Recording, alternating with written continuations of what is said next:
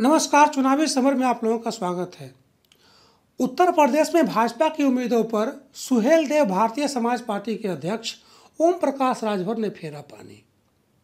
जी हां, उत्तर प्रदेश में भाजपा अपनी हिलती बुनियाद को संभालने के लिए ओम प्रकाश राजभर के शरण में गई थी, लेकिन इस बार उन्होंने भाजपा के झांसे में आने से इनकार कर दिया।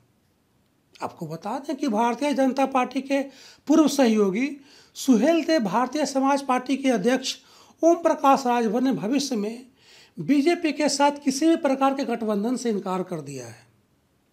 उन्होंने कहा कि अगर केंद्रीय गृह मंत्री अमित शाह भी उन्हें न्योता देते हैं तो भी वह उनसे मुलाकात नहीं करेंगे। उन्होंने कहा कि भाजपा ने केशव प्रसाद मौर्य को सामने रखकर उत्तर प्रदेश विधानसभा का पिछला चुनाव लड़ा था, लेकिन उन्हें मुख्यमंत्री नहीं बनाया गया। उन्होंने दावा किया कि योगी सरकार में मौर्य की न सिर्फ उपेक्षा की गई, बल्कि उत्तर प्रदेश राज्य सचिवालय से उनका नेम प्लेट भी उखाड़ कर फेंक दिया गया। उन्होंने आरोप लगाया कि भाजपा में पिछड़े वर्ग के नेताओं की हालत गुलामों जैसी है। वैसे ओम प्रकाश राजभर को योगी सरकार में मंत्री बनाया गया था, लेकिन कुछ माह बाद ही भाजपा से उनकी दूरी बढ़ती गई और अंततः उन्होंने गठबंधन तोड़ दिया। इस बीच भाजपा और सुभाषपा के बीच गठबंधन की अटकलें हैं, जिन्हें सिरे से खारिज करते हुए राजभर ने दो टूक कहा कि हम भाजपा के किसी भी नेता के संपर्क में नहीं हैं और अब तक भाजपा के किसी नेता ने भी उनसे संपर्क नहीं किया है।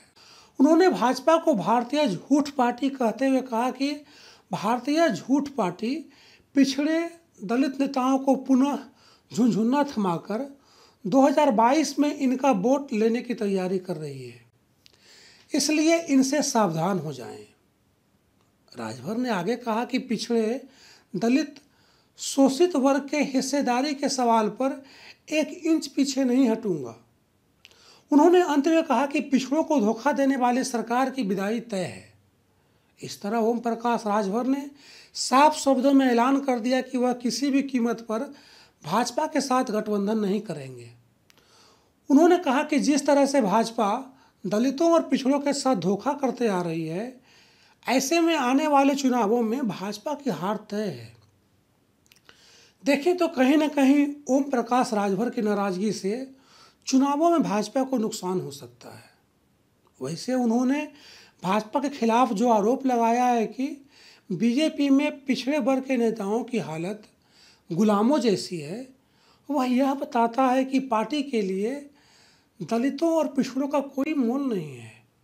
ऐसे में यही दलित और पिछड़े वर्ग के लोग उत्तर प्रदेश में भाजपा की किस्मत पर ताला लगा सकते हैं। धन्यवाद।